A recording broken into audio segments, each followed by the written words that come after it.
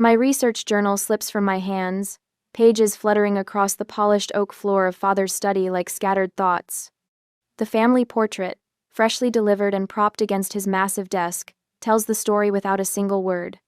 There I am, or rather, there I barely am, a figure painted deliberately in shadow, almost blending into the dark mahogany paneling behind the family. Father stands proud and centered, Mother elegant beside him, and Vivienne radiates in a splash of golden light that makes her the unquestionable focal point. "Oh, Celine. I didn't realize you were in here." Mother's voice floats from the doorway.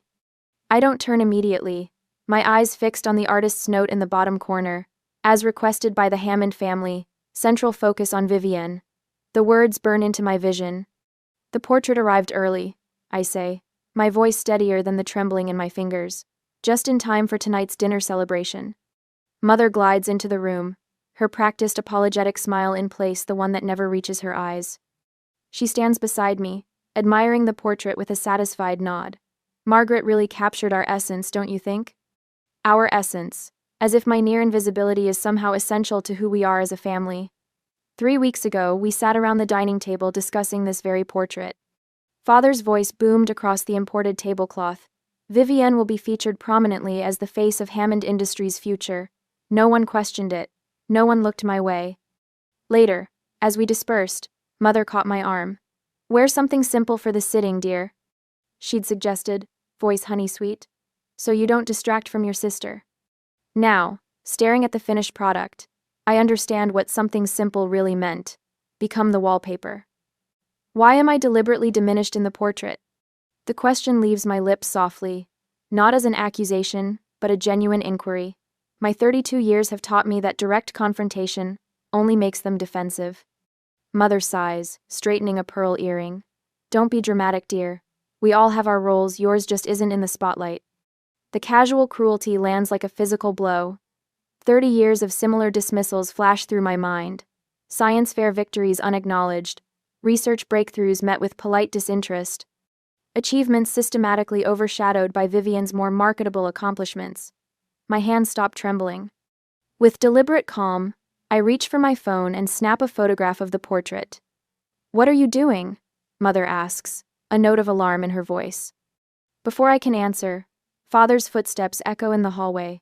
He strides in, eyes immediately lighting on the portrait. "Excellent. It's here." He circles the painting, nodding with approval. "Vivienne will love this. Where is she? Someone find Vivienne." He hasn't acknowledged my presence, despite standing 3 feet away. Mother shoots me a warning glance, silently commanding me not to create a scene before tonight's unveiling ceremony. I bend down to gather my scattered research papers, my movements unhurried and methodical. This portrait isn't a surprise, it's merely physical evidence of what I've always known. I am the Hammond who exists in the margins, allowed a place in the family provided I don't ask for equal light. Father continues discussing the portrait's placement for the ceremony, planning the optimal lighting to showcase Vivienne's prominence. If I speak up now, object to my treatment, I risk losing even this tenuous connection to my family. The foundation grant that partially funds my research hangs in the balance.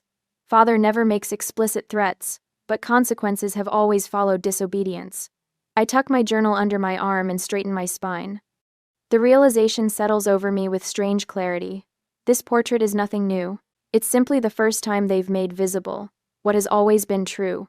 They see me as a shadow, an afterthought to the golden child. The question now is whether I'll continue to accept that role. And for the first time in 32 years, I'm not certain that I will. Half an hour later, my fingers hover over the doorknob to Vivienne's study. I need to borrow her leather portfolio for tonight's unveiling, a simple errand that shouldn't require the deep breath I'm taking. Through the mahogany door, her voice carries with practiced projection. "Yes, just feature me and Dad in the magazine, spread my sister isn't really part of the company narrative." My hand falls away from the door as if burned. Blood rushes from my face, leaving numbness in its wake. I steady myself against the wall, swallowing hard against the sudden acrid taste in my mouth. "We want to focus on the direct line of succession," Vivienne continues, voice honey smooth. "The readers of Business Frontier won't care about a researcher who isn't involved in day-to-day operations." I've suspected this orchestrated erasure for years, felt it in sideways glances and conversations that stopped when I entered rooms. But hearing it stated so plainly, so casually as if my exclusion is merely practical rather than deliberate, makes my knees weak. The words echo in my head as I walk woodenly back to my room. Every memory reshapes itself. The company newsletter that mentioned Vivienne's community service but omitted my research breakthrough. The annual reports where my contributions vanished between drafts. Father's introductions where I became my other daughter while Vivienne received her full credentials. Not accidents, not oversights, policy. Later that night, the pre-unveiling dinner stretches before me like an elegant minefield. Crystal catches the light from the chandelier, creating prisms across white linen. Mother has orchestrated the seating with surgical precision. Father, mother, and Vivienne, clustered at the head with Thomas Reynolds, editor of Business Frontier, while I'm exiled down the table between cousin Edith, who's hard of hearing, and Uncle William, who's been asking me about my college plans for 15 years despite my doctorate. Our Vivienne has shown exceptional leadership, Father announces, raising his glass, which is why the board has unanimously approved her promotion to executive vice president, effective immediately. Applause ripples around the table. I join automatically, muscle memory taking over while my mind catalogs another deliberate step in my systematic removal from the family narrative. Mother reaches into her evening bag. And to mark this special occasion, she produces a velvet box, aged and familiar. The Hammond sapphires, passed down through generations of Hammond women who lead with distinction. I recognize grandmother's necklace immediately, the one she once told me would someday be mine, because you have the Hammond intelligence. Mother fastens it around Vivienne's neck, the sapphires nestling against her collarbone like they belong there. Perfect for you to wear at the portrait unveiling, Mother adds, her eyes flickering briefly, deliberately toward me. Reynolds leans forward, wiping his mouth with his napkin. And you must be. His eyes settle on me with the polite interest reserved for strangers. Are you new to the family business? The question lands like a slap. I've attended every company function for years. I've sat across from Reynolds at no fewer than 3 charity galas, where we discussed his daughter's interest in science. This is Celine. Vivienne interjects before I can answer. My sister. She does some research that the foundation supports. Some research. As if mapping neurological responses to targeted treatments is a hobby rather than my life's work. How lovely, Reynolds says, already turning back to Father.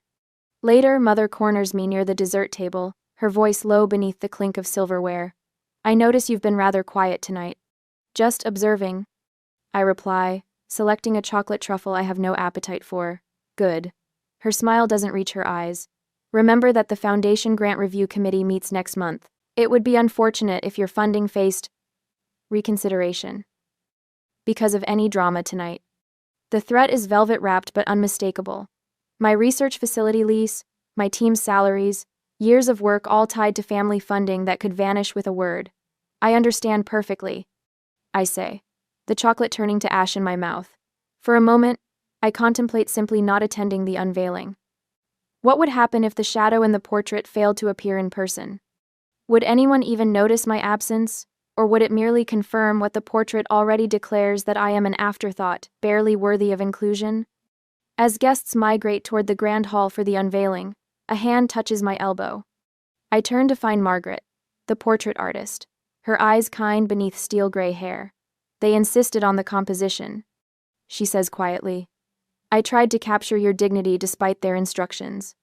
Her confession strikes me like a tuning fork, resonating with unexpected clarity. This small act of artistic rebellion, preserving some essence of me, despite my family's directives, feels like the first honest interaction I've had all evening. Thank you, I whisper, oddly moved. As I thank Margaret, I wonder if I should speak up at the unveiling or walk away from this family entirely. Would creating a scene finally make them see me, or would disappearing from their portrait and their lives be the more powerful statement? 3 days later, while I am at work, Vivienne's social media post appears on my phone while I'm reviewing lab results. The notification cuts through my concentration like a scalpel.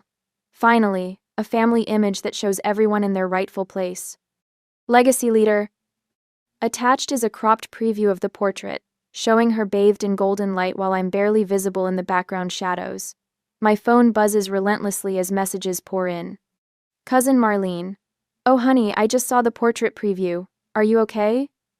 Dr. Williams from Father's Golf Club. Always thought your family dynamics were interesting. Even my mother's bridge partner feels compelled to comment. Some families have such curious ways of showing appreciation. Their pity lands like tiny paper cuts, stinging but too insignificant to acknowledge individually. I set the phone face down and returned to my microscope, only to find my hands trembling slightly, distorting the slide's focus. The final blow arrives via mother's perfectly timed phone call. Darling, North Shore magazine will be interviewing us immediately following the unveiling. They want to discuss the future of Hammond Industries leadership. Her voice lifts with practiced enthusiasm. Such wonderful exposure for Vivienne. And what about my contribution to the company through my research? I ask, surprising myself with the directness. A brief, telling pause. Well, that's not really the focus of the article, dear. Not the focus. Never the focus. The next morning at the lab, Dr. Franklin places the annual Hammond Foundation report on my desk, his finger pointing to the research achievements section. Celine, why isn't your name listed here? Your bioregeneration study was funded almost entirely by your family's foundation. I scan the page, finding every researcher except myself credited for the breakthrough we shared. The omission is so deliberate it feels violent. This isn't oversight, doctor. Franklin says, his weathered face creasing with concern. This is erasure. The word strikes a chord so deep it reverberates through my body. Erasure. That's exactly what they've been doing, systematically removing evidence of my contributions, my achievements, my very existence within the family narrative. That night, I canceled dinner with Vivienne, claiming a headache. It's not entirely a lie. Family gatherings have become physically taxing. My stomach clenches at the thought of attending. My breathing grows shallow in their presence.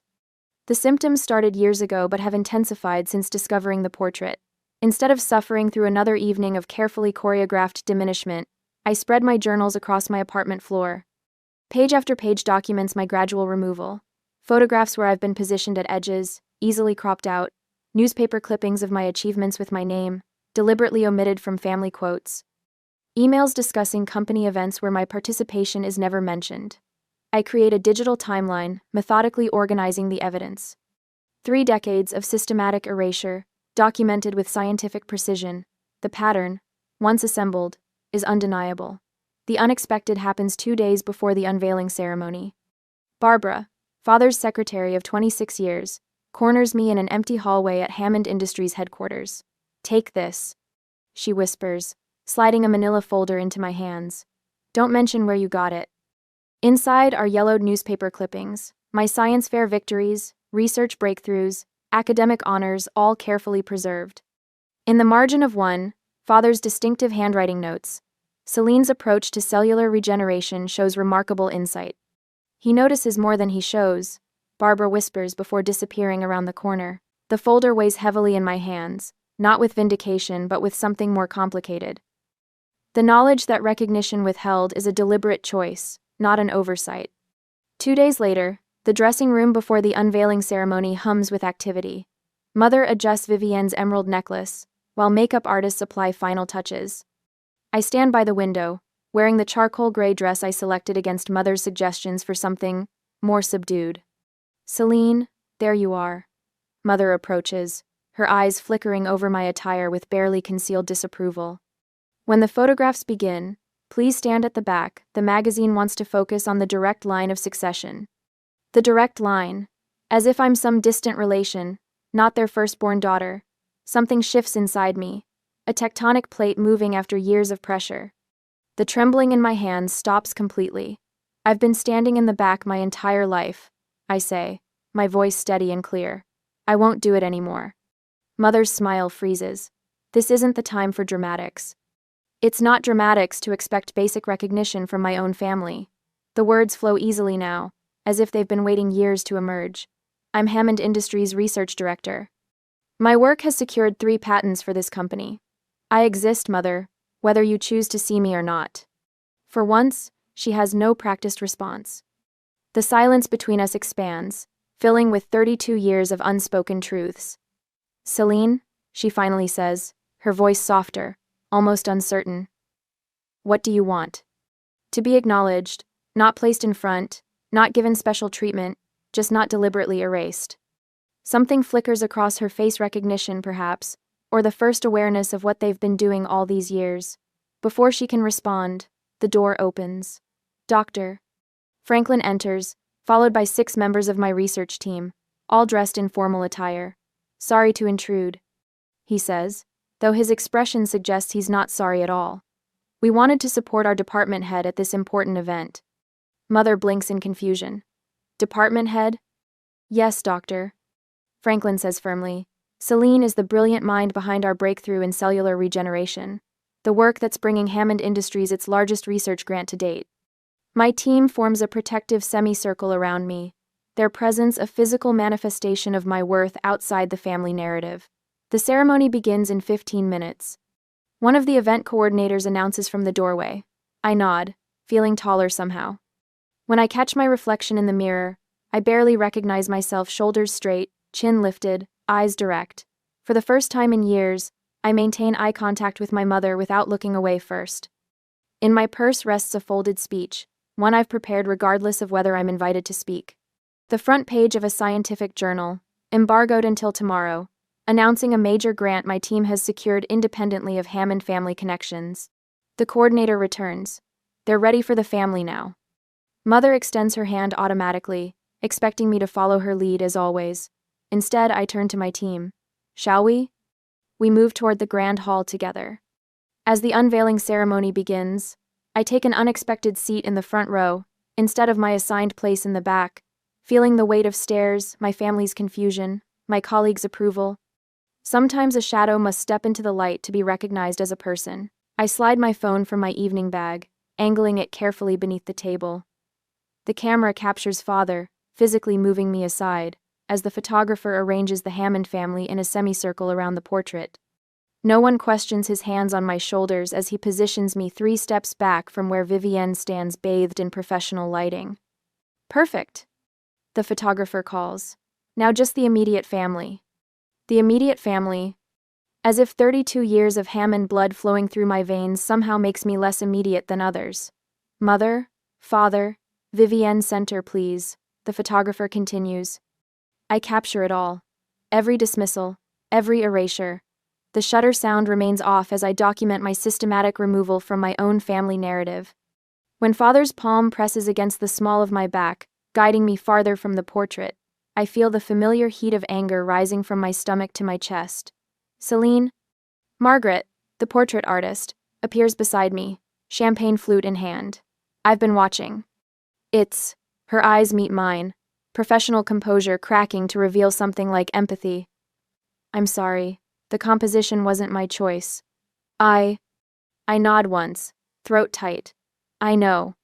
From the makeshift stage, Vivienne's voice carries across the room. As the only Hammond pursuing meaningful achievement in the company. Her words drift over appreciative murmurs as I capture this moment too, the lie preserved in digital permanence. Margaret winces visibly. Your sister certainly has presence. She's had plenty of practice, I reply, my voice steadier than the trembling in my fingers. Vivienne concludes her speech to enthusiastic applause, then spots me hovering near the back wall. Her eyes narrow imperceptibly to anyone not trained by years of sisterly combat to recognize the microaggressions. Celine, are you still hanging around? Her voice carries just enough for those nearby to hear. We're doing the official family photos for the magazine spread. Something shifts in the room. Thomas Reynolds, the magazine editor who's been hovering near Father all evening, turns toward me with sudden interest. Hammond. Celine Hammond, he says, as if testing the name. I don't believe we've been properly introduced. What exactly do you do in the family business? The question dangles in the air, a trap or an opportunity, I'm not yet sure which.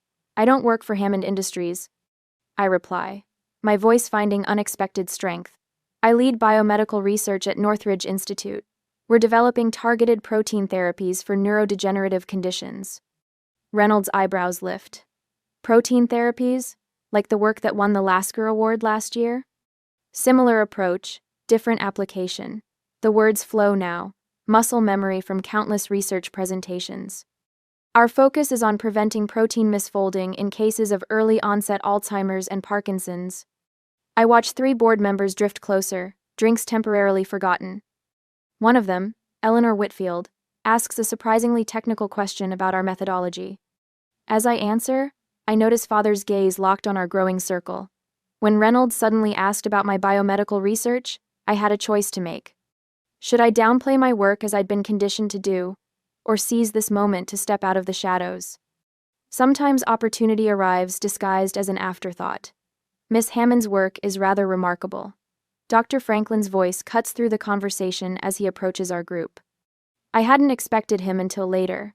Her team has just been notified of a major research grant approval, one of the largest awarded in the field this year.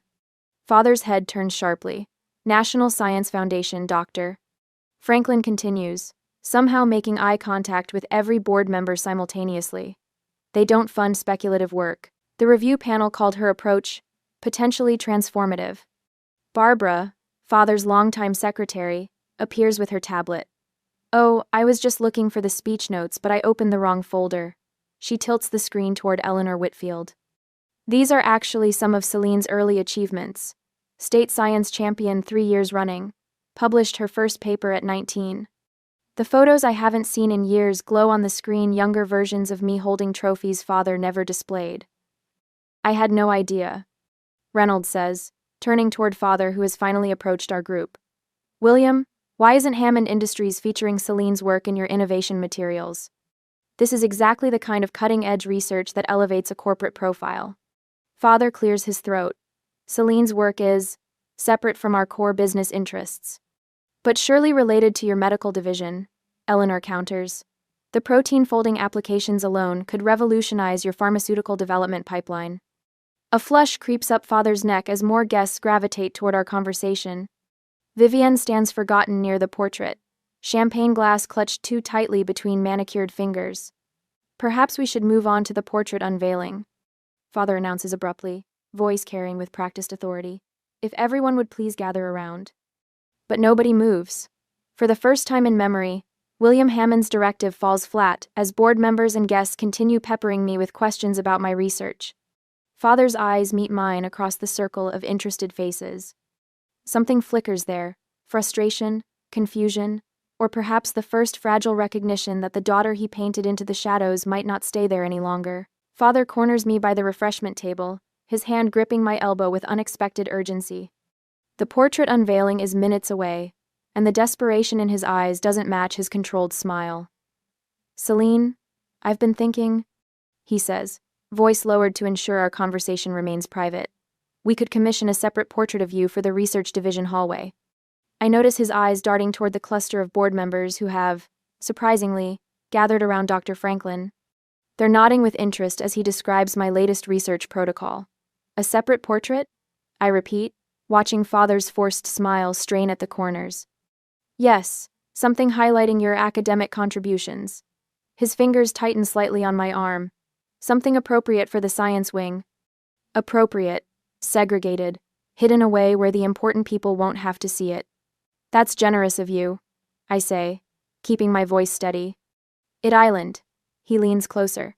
His cologne the same scent he's worn for 30 years suddenly cloying. Remember who funds your lab's building lease.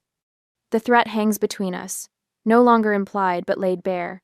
For 3 decades this pattern has repeated. Conditional inclusion based on my compliance. The family portrait was merely its most visible manifestation. About that, I say, gently extracting my arm from his grip. Dr. Franklin approaches, timing his interruption perfectly. He hands me a cream-colored envelope, the National Science Foundation logo embossed on its corner. It arrived this morning, he says, unable to contain his smile. I thought you might want it for tonight. Father's eyes narrow on the envelope as I break the seal and unfold the official letter inside. The grant amount $8 million over 5 years seems to pulse on the page in bold black ink. I've been awarded the Biomedical Innovation Grant, I say, meeting Father's gaze directly. Full funding, independent oversight. I allow the implications to sink in. I don't need to be in your portrait to be visible anymore. I am.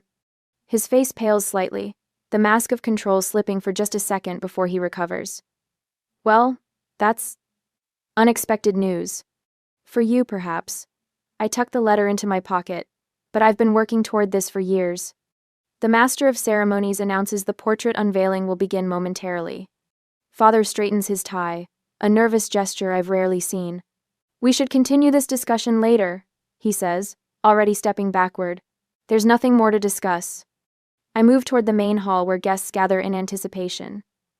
Mother fusses with the velvet covering draped over the massive portrait, while Vivienne poses near it for photographs. The technician I spoke with earlier catches my eye and gives a subtle nod. When called to make a few remarks before the unveiling, I approach the small podium with measured steps. Mother's confusion is evident. I wasn't on the speaking schedule. "The Hammond legacy has always been about vision," I begin, "so I'd like to share my vision with you tonight." I press the small remote in my palm. Behind me, the wall opposite the portrait illuminates with a projection, a digital montage of my scientific journey. Laboratory images, team photos, breakthrough moments captured over years of work that my family never bothered to witness. Mother frantically signals the technician to cut the presentation, but Reynolds himself blocks her path, his attention fixed on the compelling images flowing across the wall. "While the Hammond portrait shows one perspective of our family," I continue, my voice stronger than it's ever been in this house, "I wanted to share another reality, one that exists beyond these walls." The final slide appears, the cover mock-up for next month's Scientific American, featuring our lab's breakthrough treatment protocol. Reynolds' media group publishes the magazine, a fact that makes Mother's face drain of color. "Sometimes the most meaningful portraits aren't painted in oils," I say, "but in the impact we leave on the world." Applause erupts, led by Dr. Franklin and spreading through the crowd. Board members and guests drift toward my presentation, asking questions about the research, while the family portrait stands momentarily forgotten under its velvet shroud. I catch snippets of conversation as I move through the crowd. Is she starting her own foundation? The Hammond girl's research could outvalue the family business in 5 years. Why isn't she more involved in the company? Father stands alone by the portrait, his expression unreadable, as his gaze moves between the covered painting and my digital presentation. For 32 years, I've tried to decipher that face, to find some hint of approval or pride. Tonight, I realize it no longer matters what he sees. As I answer a board member's question about clinical trials, Vivienne approaches from behind. Her fingers brush my arm, her voice dropping to a whisper only I can hear. "We need to talk privately. Later." Her eyes hold something I've never seen before, uncertainty, perhaps even fear. The golden child suddenly looks tarnished in the light of my independence.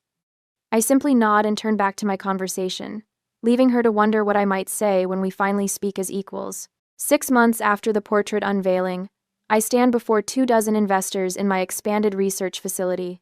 The polished presentation remote feels natural in my hand now, no trembling, no hesitation. Sunlight streams through floor-to-ceiling windows, illuminating the space I designed myself. The Hammond cellular regeneration protocol shows unprecedented success rates in clinical trials, I explain, advancing to a slide showing impressive recovery statistics. "We expect FDA approval by next quarter." Dr. Franklin catches my eye from the back row and gives a subtle nod of approval. Once upon a time, I would have stared at my shoes during presentations, my voice barely audible. Now I command attention with the quiet confidence that comes from being truly seen. Behind my desk hangs a wall of meaningful milestones, my research awards displayed prominently alongside a small, tasteful photo of my parents. Not looming above me as they once did, but positioned as equals in the tapestry of my life. The arrangement speaks volumes to anyone who understands the language of visual hierarchy. "Any questions?" I ask, meeting each investor's gaze directly. Later that evening, I arrive at Father's birthday celebration at the family estate. The familiar knot in my stomach has loosened considerably since I last walked through these doors. "Celine, come join the family photo," Mother calls, gesturing to the familiar arrangement. Vivienne, front and center, Father, beaming beside her, a space for me tucked discreetly behind them. "Everyone squeeze together," the photographer instructs. "Miss Hammond, could you step back a bit? You're blocking your sister." I smile, planting my feet firmly. "Actually, I'm comfortable right where I am." A moment of tension crackles through the air. Mother's eyes widen slightly. Father's jaw tightens, the subtle family signals I've decoded over decades. But instead of the expected confrontation, something remarkable happens. Father shifts slightly to create space. Mother adjusts her position. The photographer recalibrates. The world doesn't end. The portrait simply reconfigures around my presence rather than my absence. Perfect, says the photographer, capturing the new family constellation. The following week, Margaret raises her glass across a small table at Romano's, my favorite restaurant, Dr. Franklin, Barbara, and I join in the toast. To being seen clearly by those whose vision matters, Margaret says, her artist's eyes crinkling at the corners. Barbara, who slipped me that folder of newspaper clippings all those months ago, adds, I knew you had it in you. And Dr. Franklin simply nods, the mentor who recognized my brilliance long before I fully claimed it myself. 2 weeks later, in a sun-drenched studio across town, I sit for my own portrait. The artist captures me in my natural habitat, my lab coat draped casually over a chair, my research team visible through a glass partition, engaged in the work that gives my life meaning. The Science Leadership Conference called again. My assistant mentions as I review the preliminary sketch. They're hoping you'll deliver the keynote. I notice a young researcher hovering by the door, clutching a journal article. The third this month seeking mentorship from the woman who refused to remain in the shadows. Back in my office that evening, I open a small package that arrived earlier. Inside is a miniature version of the infamous family portrait that once crushed me. I place it on my desk, not centered, not prominent, just one small frame among many. As I arrange it between my latest publication and a photo of my research team celebrating our breakthrough, I wonder if true freedom comes from winning acceptance from those who once diminished you, or from no longer needing it at all. What would you choose? To keep trying to be seen by those who've overlooked you, or to build a life where new eyes appreciate your full worth? My heart stops when I lift the leather travel folder. Too light. All wrong. I flip through the meticulously organized sections: visa paperwork, scholarship documents, program acceptance letter, flight itinerary, but the navy blue passport sleeve gape's empty. The walls of my bedroom close in. 72 hours until my flight to Paris. I dump the contents of my backpack onto my desk, rifling through every pocket. Nothing. I yank open my dresser drawers, scattering carefully folded clothes. Nothing. Under the mattress, behind the bookshelf, inside my shoes. Maybe this is God's way of telling you to stay home. Mallory leans against my doorframe, arms crossed over her chest. The corners of her mouth twitch upward. The pieces click into place. Every accident over the years. My ruined science fair project before nationals. The bleached prom dress. College acceptance letters that vanished until the deadlines passed. Where is it? My voice comes out steady, calmer than the stampede of my heart. Where's what? Mallory widens her eyes, the picture of innocence she's perfected since kindergarten. Did you lose something important? You should be more careful with your things, Dana. The same words Mom and Dad always use. You should be more careful. You're so careless with your belongings. Everything's a drama with you. I want to grab her shoulders and shake the truth out of her. Instead, I turn back to my desk, methodically returning items to my backpack. You're right, I'll check downstairs. The scent of pot roast drifts up the stairs as I follow Mallory to the dining room. Mom hums while she sets the table, deliberately placing the fork tines down the way she learned at charm school. Dad adjusts Mallory's latest debate trophy on the shelf, carefully centering it among her collection. My single academic achievement certificate hangs in the laundry room, half hidden behind the ironing board. Dana's lost her passport, Mallory announces as she slides into her chair. Mom's hands pause over the napkins. Oh, honey, what did you do with it? I kept it in my travel folder. The words scrape my throat, where it's been for weeks. Well, clearly you didn't. Mom shakes her head. You know how scattered you get when you're excited. Dad sits at the head of the table, folding his hands for grace. Probably a blessing, if you ask me. This whole Paris scheme seems rather hasty. Hasty, the word burns. I've been planning this for months. The Youth Forum scholarship. Yes, we know. Mom waves her hand. But really, Dana, what kind of future is there in international policy? Mallory's pre-law track is much more sensible. My sister preens. I stare at my plate, seeing other plates, other dinners. Science fair results met with, but did you help your sister with her project? Perfect SAT scores dismissed with, "Testing isn't everything, dear." Early graduation announcement overshadowed by Mallory, making her the cheerleader. The scholarship letter burns in my memory. $85,000. 18 months in Paris. Freedom. My fingers curl around my napkin as I remember the February morning I read those words, alone in my room while the house slept. The quiet joy of reviewing program details between classes. Late night calls with Marcus, planning every detail of my escape route. The backup passport, hidden in my Bible since January. Maybe you're right. I cut a small bite of pot roast. Maybe I should pray about it. Mom and Dad exchange pleased looks. Mallory's shoulders relax. After dinner, I retreat to my room and close the door. My phone buzzes with a text from Marcus. "Everything okay? You missed the youth group." I slide my Bible from the shelf, fingers finding the hollow I carved into its pages.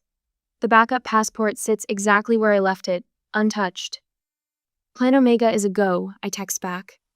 Then I sit on my bed, the backup passport in my lap, and trace my fingers over the embossed cover. My family thinks they know meth quiet daughter, the obedient sister, the one who always gives in. But they don't know about the phone calls to the passport office in January, explaining about frequent international travel. They don't know about the careful documentation of every accident, every sabotage, every dismissal. They don't know that sometimes the most dangerous people are the ones who smile while they clip your wings. They don't know that I've finally learned to fly anyway. 71 hours until my flight. I tuck the passport back into its hiding place and begin to pack. The alarm on my phone reads 2 a.m. I silence it before the first note finishes. My fingers know this dance by heart. 3 months of practice runs have trained them well. The house breathes around me, settling sounds mixing with Dad's distant snores. My duffel bag waits beneath the bed, already packed with necessities weighed and measured like evidence. No sentimentality allowed. Each item chosen for survival. The loose floorboard under the window slides free without protest. Inside lies a stack of babysitting money, earned $1 at a time while watching the pastor's kids. $2,340, folded in crisp hundreds. The irony of earning my escape by being the perfect church daughter doesn't escape me. My wallet sits open on the desk. Mom's Christmas photo smiles up at me, hair arm around Mallory's shoulders, Dad beaming at them both. The space where I should be stands empty because I was too slow getting ready for the photographer. I slide the photo out, watching their faces disappear into the trash bin. The note takes longer than it should. How do you compress a lifetime of calculated cruelty into a single sentence? My pen hovers over the paper until the right words surface. "I know what you did. I've always known." The truth, finally spoken. I leave it centered on my pillow. The curtains part without a sound. The night wraps around me like a blanket as I lower my duffel to the ground with practiced movements from a dozen silent rehearsals. The bag lands with a muffled thump in Mom's prized hydrangeas. I quietly leave the house. I am out, headed towards my freedom. A car idles at the opposite of the street, headlights dark. Marcus slouches against the hood. His sister's Honda, a getaway car borrowed without permission. His shoulders straighten when he spots me. "You're sure about this?" he whispers, taking my bag. I pull the backup passport from inside my jacket. They took the original, just like we knew they would. "Damn." He shakes his head, jaw tight. "I mean, we figured, but still." They've had lots of practice. The words taste bitter. I hand him the folder of documents, visa paperwork, scholarship acceptance, flight details. All the pieces they tried to sabotage, now safely duplicated.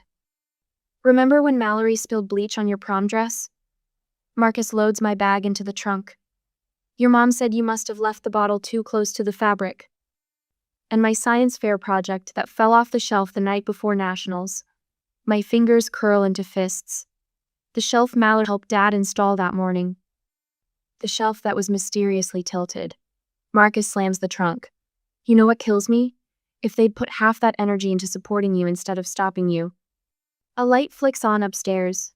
Through the bathroom window, Mallory's face appears, mouth opening in a perfect O of surprise. "Dana?" Her shriek shatters the night. "Dad! Mom! She's leaving!" My feet move before my brain catches up. I dive into the passenger seat as lights burst to life in my parents' room. The screen door bangs open. Dad's voice booms from the porch. Dana Elizabeth Whitaker. Marcus guns the engine as Dad's footsteps thunder down the front steps. The tires spin on gravel as we peel away, his shouts fading into the Kentucky night.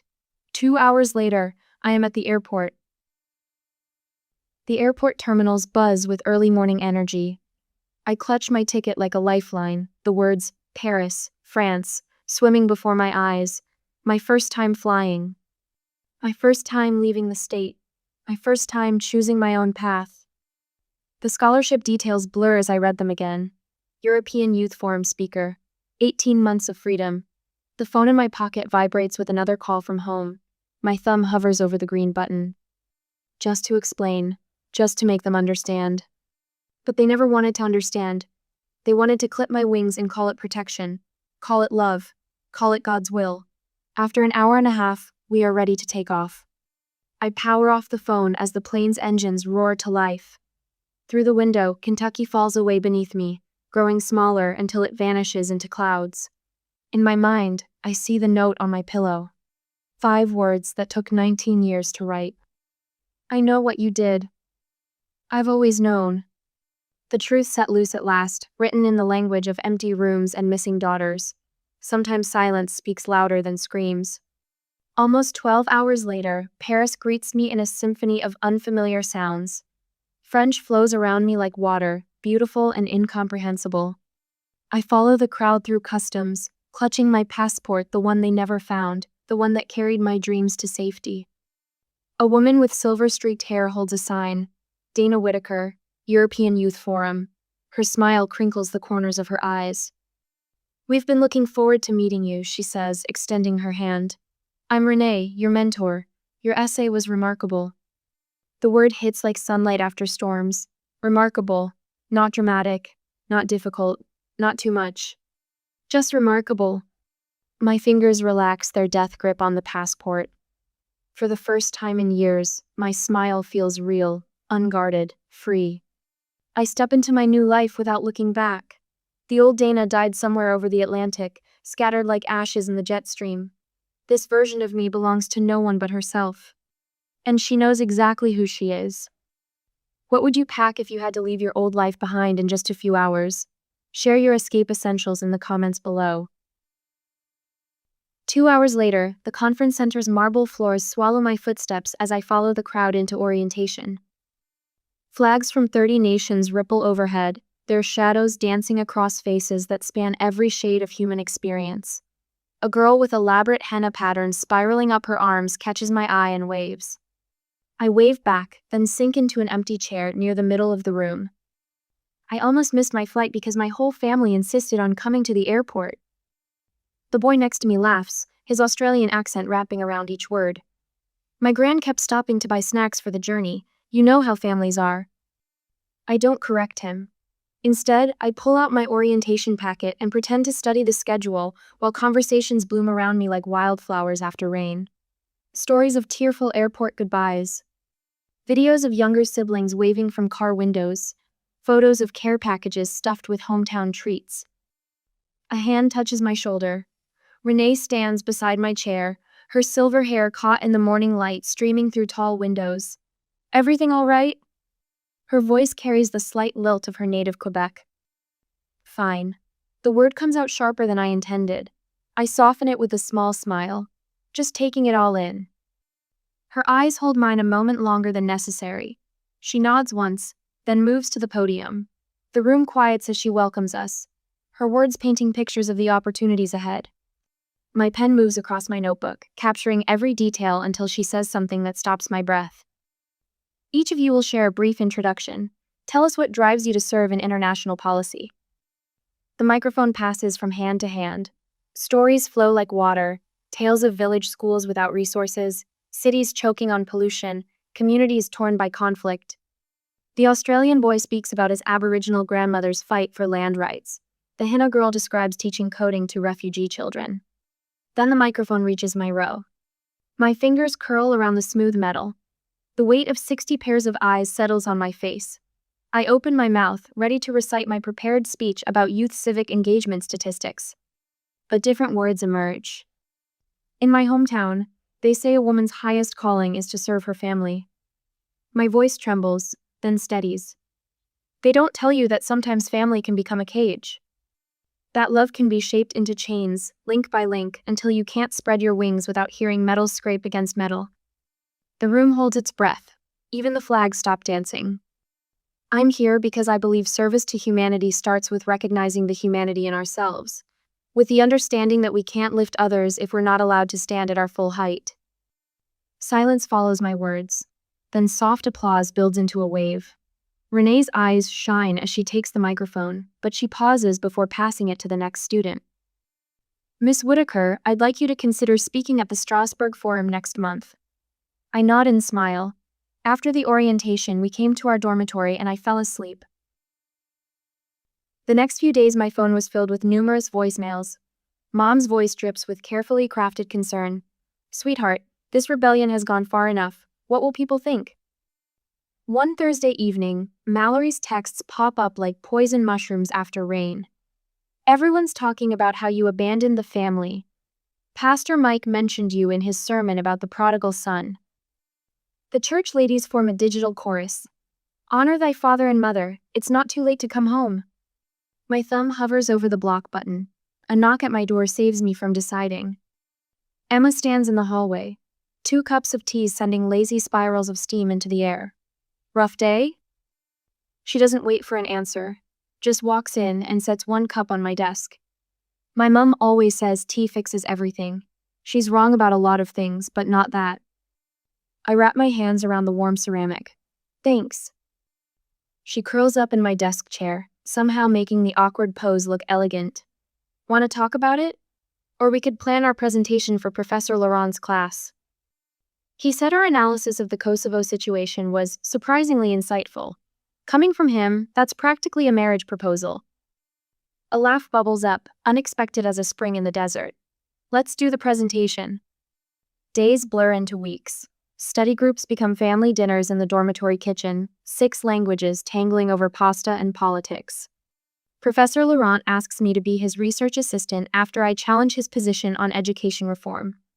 The other scholarship recipients create a WhatsApp group called Policy Wonks Anonymous, where we share terrible puns about international relations at midnight. And Renee. She never mentions my orientation speech, but doors open.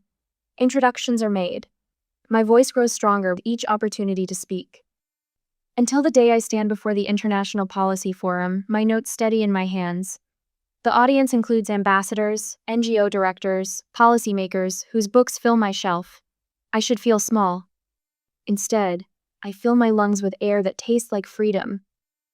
The future of civic engagement lies not in top-down initiatives, I begin, but in recognizing the power of individual voices, especially those that have been systematically silenced. Heads nod. Pens move across notepads. No one is waiting for me to fail. When the applause fades and the moderator calls for questions, hands shoot up across the auditorium. They want to know more. They want to hear my thoughts. After the presentation, my phone buzzes in my pocket. A news alert from the Meadowbrook Herald. Local student addresses European Policy Forum. I click it off without reading further. The question isn't whether I would succeed. It's whether I'd allow my past to define my future. Looking out at the sea of attentive faces, I already know the answer. 2 months later, the headline caught me off guard during my morning coffee ritual at Café Saint-Germain. Small-town student addresses European Forum, splashed across the Meadowbrook Herald's website. Marcus sent the link at 3 a.m. Paris time, followed by a string of exclamation points. My phone buzzes with a text from Emma. Your hometown paper found you. She slides into the chair across from me, pushing a fresh croissant my way. The comments section is wild. I scan the article, my stomach tightening. The reporter interviewed my old AP history teacher, who praised my remarkable intellectual gifts and wondered why such an achievement had been kept quiet. Several church members expressed shock at learning about my scholarship months after the fact. Your sister's trying damage control. Emma turns her phone screen toward me. Mallory's Instagram post appears, complete with a throwback photo from my graduation. So proud of my brilliant sister speaking at the European Forum. Always knew you'd do amazing things. Proud sister. European dreams. A bitter laugh escapes before I can stop it. 3 years ago, she'd torn up my acceptance letter to the National Merit Scholars Weekend. 2 months ago, she'd hidden my passport. My phone lights up with a new voicemail from Mom. I let it go to storage with the others. 6 from her, 4 from Dad, 13 from our pastor. The latest church message warned about the troubling patterns they'd noticed in my family's behavior toward me. A text from Marcus pops up. Youth groups in chaos. Pastor Williams removed Mallory from the assistant role after 3 parents complained about her treatment of you. The words blur together. I set my phone face down, focusing on the warmth of my coffee cup against my palms. Across the street, an elderly woman arranges fresh flowers in her window box. The simple certainty of her movements anchors me. My laptop chimes with a new email from Mrs. Patterson, my former English teacher. The paper would love an interview about your journey to Paris. I open a reply, fingers hovering over the keys. The temptation to unload years of carefully documented sabotage burns in my throat. Instead, I type, "Thank you for your kind words and support during my years at Meadowbrook High." While I'm honored by the interest in my work with the European Forum, I prefer to keep the focus on the policy initiatives we're developing. Send, breathe, take another sip of coffee. Emma watches me over the rim of her cup. You're handling this with more grace than they deserve. Grace has nothing to do with it. The morning sun warms my shoulders through the cafe window. I'm not giving them the satisfaction of a public meltdown. Days later, we spent time at the same cafe, merging with other students and forming groups. One Wednesday evening, my social media notifications exploded with friend requests from distant relatives. Aunt Sarah's message stands out. "We didn't know, honey. None of us knew how they were treating you." Uncle James echoes the sentiment. "Your grandfather would have been so proud." A video call request from Mom lights up my screen. Her contact photo shows her at church, pearls perfect, smile fixed. My finger hovers over decline when a text from Marcus arrives. "You should see what's happening here. Your mom broke down during Bible study. Your dad hasn't shown his face at the golf club in weeks. Mallory's perfect daughter act is crumbling fast." I accepted the call. Mom's face fills my screen, her makeup artfully smeared to suggest tears without risking mascara trails. "Dana, sweetheart, we need to talk about this misunderstanding." "Which part is the misunderstanding?" My voice emerges calm, steady. "The sabotage science project, the bleached prom dress, the hidden passport." "You're being dramatic again." Her smile wobbles. "We only wanted what was best for you." "No." The word rings clear in the quiet cafe. "You wanted what was easiest for you." Dad appears behind her shoulder, his usual authority undercut by the uncertainty in his eyes. "Your behavior has been very disappointing. This rebellion, these accusations?" "They're not accusations if they're true." I take a slow sip of coffee. "And it's not rebellion to build a life you tried to prevent." Mallory edges into frame, her perfect posture slightly wilted. "Maybe I was a little jealous sometimes, but that's normal for sisters." The laugh that escapes surprises me with its lightness. Normal sisters don't destroy college acceptance letters. Emma squeezes my arm in silent support. "We're your family," Mom whispers. "We miss you." The ache in my chest doesn't disappear, but it shifts into something manageable, something that no longer threatens to swallow me whole. "I miss who I needed you to be." A message from the European Forum pops up on my laptop. My Strasbourg presentation has been moved to the main auditorium due to increased registration. I have a meeting to prepare for. The lie comes easily, a small mercy. I'll send you the link to the live stream if you'd like to watch. Mom starts to protest, but I end the call. The screen dims to black, reflecting my face. The shadows under my eyes have faded since Paris. My shoulders stand straighter. Emma slides the last piece of croissant across the table. "You okay?" "No." I brush the buttery crumbs from my fingers. "But I'm getting there." My phone buzzes with another relative's message of support. Another news outlet requesting comment. Another piece of my old life trying to find its way into my new one. I open my laptop and begin typing my Strasbourg speech. They wanted a quiet daughter, a dutiful sister, an obedient shadow. They're about to meet the person I became instead. The words blur on my laptop screen at 3 a.m. in my dormitory room. I rub my eyes, the cursor blinking at the end of my opening line. Outside my dorm window, Paris sleeps under a blanket of stars, but sleep isn't an option tonight. Not with the Strasbourg speech looming tomorrow morning. Your story deserves to be heard. I whisper the words, testing their weight on my tongue. The phrase sounds different here in the quiet dark than it did during practice runs in empty lecture halls. A notification pings. Mother's latest email sits unopened in my inbox. Its subject line, a knife twist.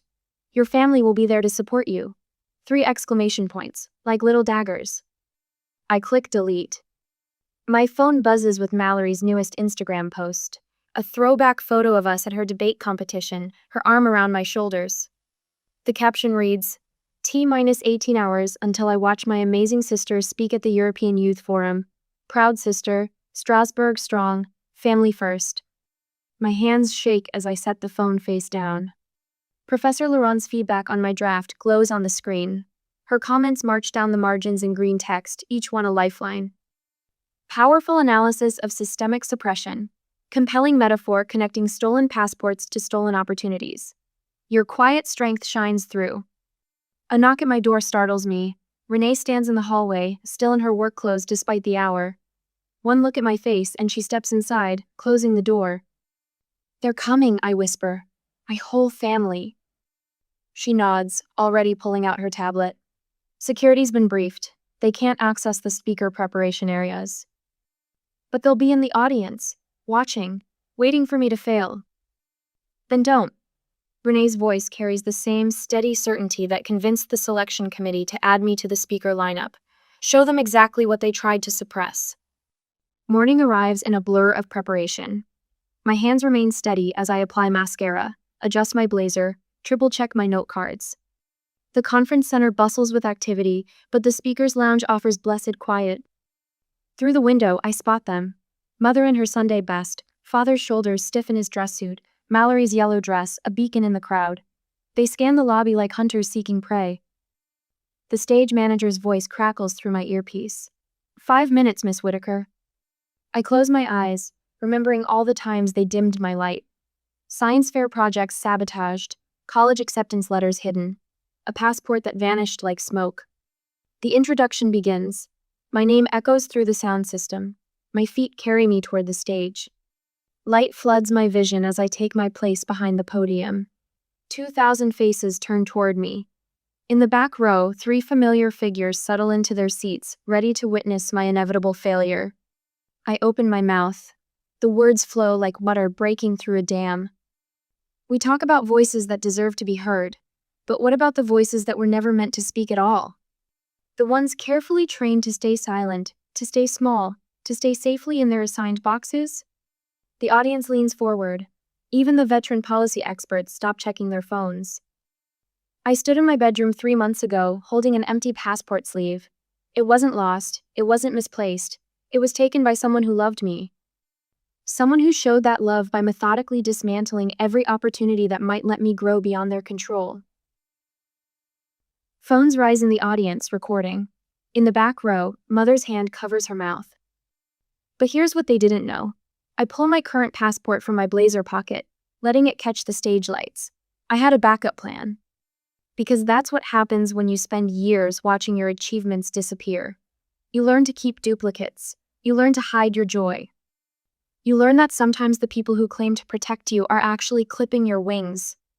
The words pour out, steady and sure. I map the landscape of toxic love disguised as protection. Break down the psychology of family systems that feed on potential and spit out compliance. Paint a picture of young people everywhere. Dreams locked behind doors they've been taught never to open. The most dangerous chains aren't made of metal. I tell them, they're made of phrases like, we know what's best, and you're not ready, and maybe this is God's way of telling you to stay home. In the back row, Mallory's perfect posture crumples. But here's what I learned in that bedroom, staring at an empty passport sleeve. Sometimes the bravest journey isn't the one that takes you farthest from home. It's the one that takes you closer to yourself. The silence when I finish feels alive. Then someone stands. Another. The applause builds like thunder. I spot tears on Mother's cheeks, Father's face ashen with recognition. Mallory stares at her hands in her lap. They've heard every word. Really heard them, maybe for the first time. Policy experts cluster at the stage stairs, waving copies of my speech. Young attendees line up to share their stories, eyes bright with recognition. Renee appears at my elbow, fielding interview requests from 3 different journalists. But I keep my eyes on that back row. On the family that tried to keep me small, now witnessing how far I've grown. Mother half rises, one hand reaching toward me.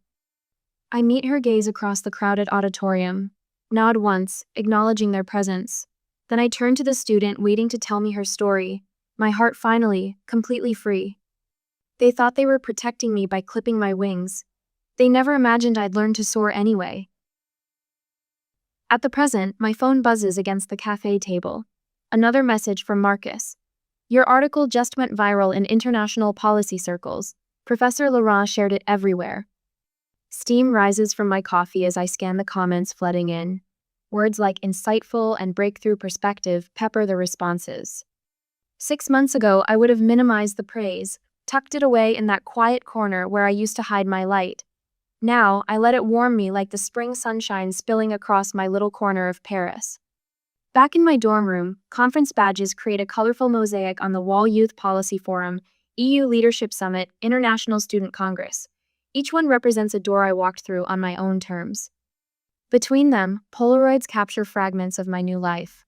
Emma and me cooking paella at 2 a.m., Professor Laurent's surprised smile when I challenged his theory on civic engagement, Renee raising a toast at our team dinner. The notification light on my laptop blinks. Another video call from Marcus. You look different, he says when I answer. Good difference. I touch my hair, recently cut to shoulder length. Turns out Paris has decent stylists. Not the hair. He leans closer to the screen. Your eyes, they're not checking the corners anymore. The observation strikes home. He's right. I used to constantly scan my surroundings, mapping escape routes, watching for the next accident waiting to happen. Now my gaze stays steady, focused on the horizon ahead rather than the shadows behind. My therapy journal lies open beside my laptop, today's entry still drying. The hardest part wasn't leaving, it was learning I deserved to stay gone. Dr. Winters helped me understand the pattern, how years of diminishment and coincidental sabotage shaped my instincts. Hypervigilance, she called it, a survival skill I no longer need. A text from Emma interrupts my thoughts. Hanukkah party tonight? Sarah's making latkes. 6 months ago, the winter holidays loomed like a wall of guilt. Now they're just another chance to celebrate with my chosen family. Last week, we marked the winter solstice with May's traditional Chinese dishes. Next week, Aisha's teaching us to make her grandmother's Christmas biryani. The phone rings. Mom's number. I let it go to voicemail, same as the last 6 calls. Later, I'll listen to her message something about how the house feels empty, how Dad's struggling to connect with Mallory now that his scapegoat's gone, how they're both in therapy, finally facing the mirror I held up when I left. My laptop chimes with an email notification. The subject line stops my breath. Speaking invitation, Meadowbrook College Leadership Forum. I open it slowly, scanning the details. They want me to deliver the keynote at next month's symposium. Theme: breaking barriers in rural communities. The irony would be funny if it weren't so perfect. My cursor hovers over reply as I weigh the possibilities. A year ago, this invitation would have tangled me in knots of obligation and fear. Now it feels like closing a circle. Coming home not as the daughter who fled, but as the woman who flourished. I draft my response carefully. I accept your invitation. I'll be in town that week. We can meet if you're ready to listen. The send button clicks with quiet finality. Outside my window, early spring sunlight gilds the rooftops of Paris. A young woman at the cafe across the street throws her head back laughing, reminding me of Mallory before competition warped her joy into a weapon. My new passport sits on the desk, crisp and untouched. No need to hide this one between Bible pages or behind loose floorboards. No need to guard it like the last precious key to freedom. The next day, the afternoon sun warms my face as I walk to the Youth Forum office. We're launching the Rural Scholars Initiative Me pilot program, connecting small-town students with international opportunities. 20 acceptance letters wait on my desk, ready to unlock doors for kids like me. Professor Laurent catches me in the hallway. Congratulations on the journal publication. The Extension Committee was impressed. They've approved your second year of funding. I thank him, my voice steady. No more shrinking from praise or deflecting recognition. The old Dana would have immediately checked for Mallory's shadow, waiting to dim my spotlight.